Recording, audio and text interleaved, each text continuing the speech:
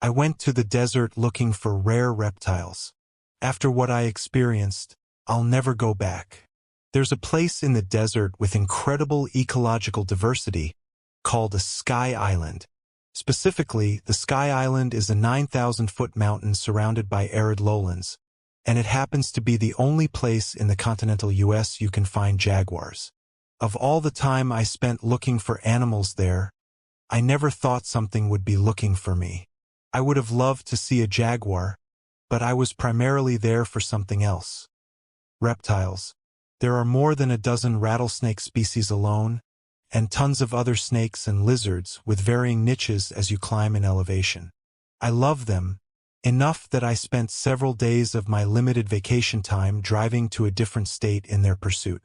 The drive was relaxing for me. Long stretches of dry rocky mountains, dotted with creosote and cacti. Now I avoid those long empty roads whenever I can, and never drive them at night. Usually, I'll try to plan the trip with some of my friends. It was a herpetology professor of mine that first told me about the area, and some old college buddies from that class shared my interest. This year, none of them could make it. I would have liked to see them, but there was something meditative about going alone. That might have been a factor in what later happened. The road I was driving was remote, enough so that my car and the stars were the only sources of light. Scraggly creosote bushes dotted the dry desert ground, drifting in and out of my headlights as I cruised the cracked asphalt.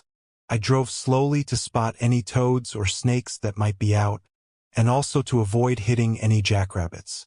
Periodically, they would dart across the road with their long black-tipped ears pressed down against their skulls, appearing and disappearing in a flash. During the day the road had some traffic, but it was normal not to see anyone for an hour or two if you happened to be driving in the early AM. That type of isolation lets your mind wander to places it normally avoids. Mundane concerns like your car breaking down are of course part of it, but I was more concerned with what might be in the dark. I put on the hazards and got out of the car to help a spadefoot toad across the road. I hated to see them get pancaked, which most cars driving 70 miles an hour would do without noticing. Outside of the car, a cool breeze brushed my skin, and I was greeted by the quiet of the desert night. Crickets made their high droning call, completely unaware of my presence. In every direction there was darkness, so deep that I found myself looking over my shoulder if I stood in one place too long. I don't think anyone had been attacked by a jaguar here, but you would never hear their bated breath or padded footfalls. I assured myself that it was a statistical impossibility. Putting on a nitrile glove, I gently scooped up the small toad. The oils in your skin aren't good for them. With my phone, I took several pictures. It was the first one of the species that I'd ever found, and I wanted to document it. My friends would be happy to see it. Besides, it was hard to tell exactly what species you'd found if you didn't actually catch it. As I made sure the pictures were in focus, I looked into the little creature's beautiful green eyes, wondering what it thought of this ordeal. I don't think they have an emotional aspect of fear in the same way we do, but I'm sure that handling them is stressful. I snapped a couple pictures and had it safely on the other side of the road within about 20 seconds. It rapidly took cover in the grass, its camouflage rendering it invisible.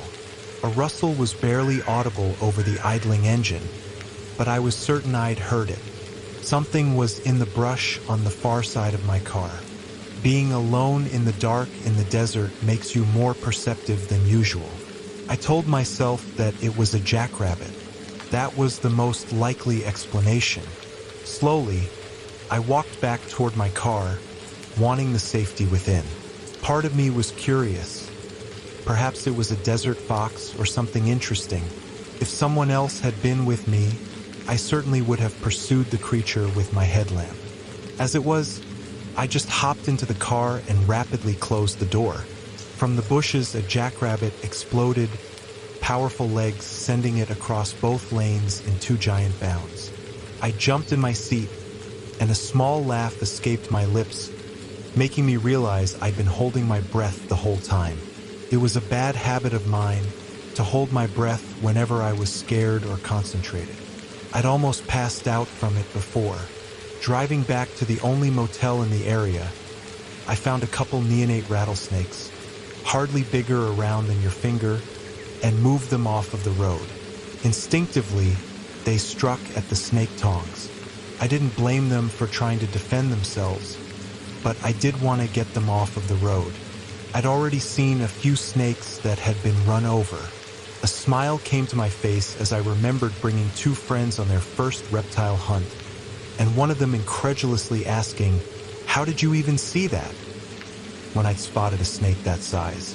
Like I said, most people just pancake them without ever knowing they were there. Before calling it, I decided to take one last lap around a road in the foothills, just to look. It was nearly 3 a.m., but I could only come here once a year, and you never know what you might find. This road was truly remote and got no traffic most days, much less at night. A whippoorwill darted off of the pavement, agile wings bearing a distinctive white spot carrying it into the night sky. My windows were cracked to let in the cool night air, and I was surprised to hear all of the crickets go silent. I listened carefully, not sure what I was listening for.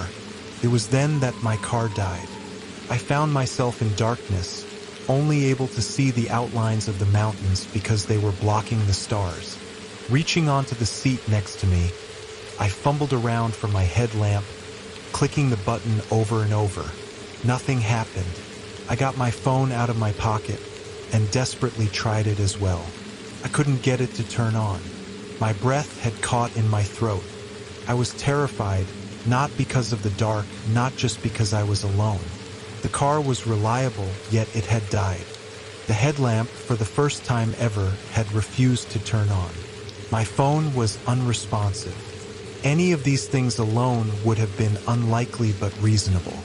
All three happening in the same instant was impossible. Something had happened, something I couldn't explain. With the lights gone, my eyes began to adjust. I could make out pale sand in between the sparse shrubs, just barely. Part of me wanted to keep clicking the buttons on my phone to try and start the car, but another part of me said it was pointless. Completely still, completely silent, I sat there with my senses on overdrive, every click of the cooling engine sounding as loud as a gunshot. Each beat of my heart thudded in my ears. I wished it would quiet down so that I could hear if anything was around.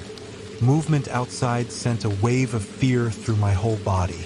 Instead of turning my head, I stayed perfectly still, only moving my eyes. My tongue was pressed rigid into the roof of my mouth. I was too afraid to breathe. It looked like something had moved on the top of the mountain. Locking in on the spot, I stared with a focus that I'd never felt. I needed to know what that movement was more than I'd ever needed to know anything. What was it? What was here with me, in the dark? The engine still clicked, but nothing moved. Each second felt like an eternity. I couldn't tell you whether I sat there for 10 seconds or a minute. The only way I could guess time was that I still held my breath. The top of the mountain moved again, and this time I saw it. It was a rounded, domed shape.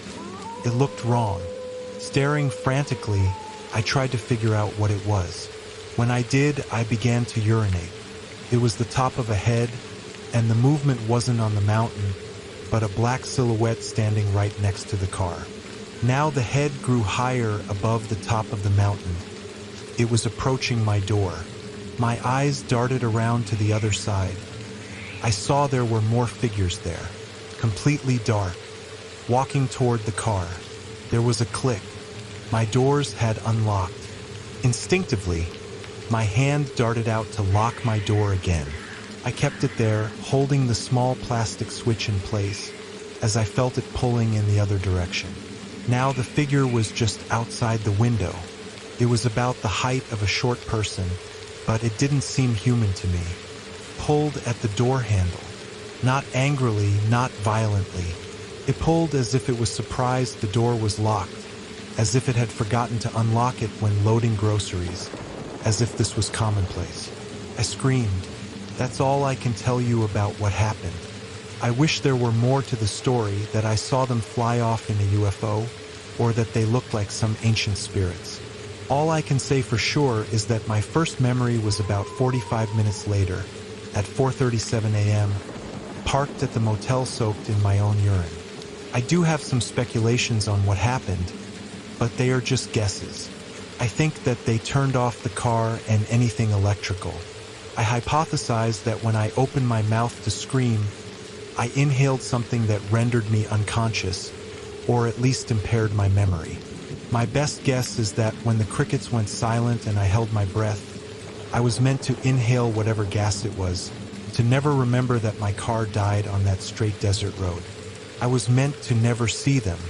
Other than the memory loss, I was unharmed. I don't think they wanted to hurt me because they surely could have. I'm not certain what they wanted.